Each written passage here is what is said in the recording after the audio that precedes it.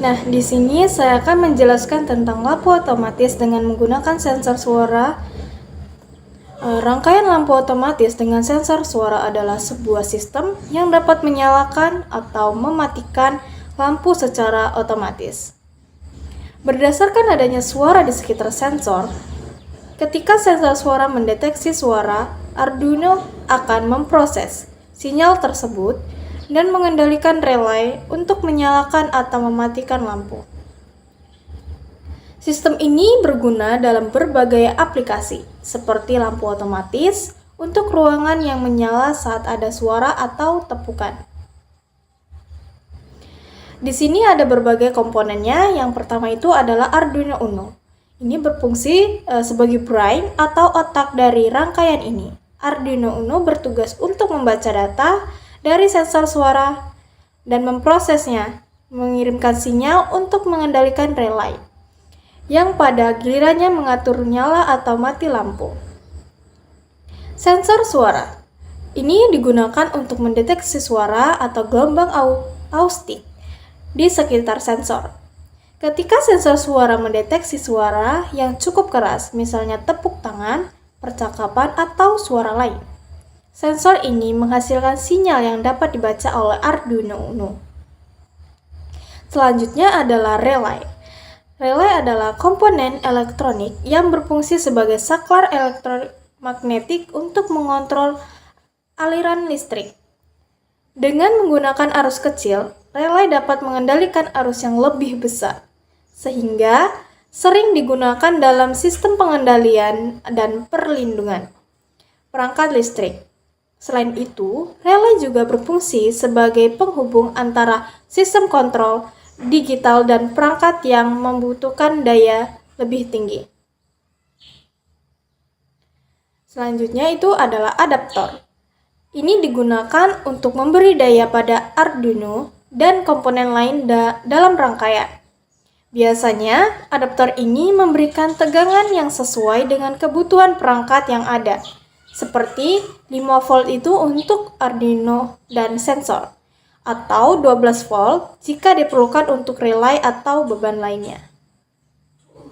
Nah, baik, selanjutnya ada kabel jumper. Kabel jumper digunakan untuk menghubungkan berbagai komponen dalam rangkaian. Kabel ini memudahkan kita untuk menyambungkan pin Arduino dengan sensor suara, relay, dan komponen lainnya secara fleksibel. Selanjutnya ada lampu. Lampu adalah beban yang dikendalikan. Selanjutnya ada lampu. Lampu adalah beban yang dikendalikan oleh relay. Lampu akan menyala ketika relay menghubungkan aliran listriknya dan mati ketika relay memutuskan sirkuit listriknya. Lalu selanjutnya ada fitting lampu. Komponen ini berfungsi sebagai tempat atau penyambung lampu ke sumber listrik dan rangkaian kontrol. Fitting ini memastikan bahwa lampu dapat dipasang dengan aman dan terhubung dengan baik ke jaringan listrik. Nah, yang terakhir ada papan breadboard.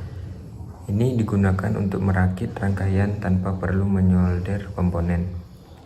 Nah, ini juga memungkinkan kita menghubungkan komponen-komponen secara sementara, melakukan pengujian dan melakukan modifikasi dengan mudah. Sekian, terima kasih. Oke, di sini saya akan menjelaskan codingan kami, yaitu sensor kita buat di D2, lalu di D3, di D13 ada lampu.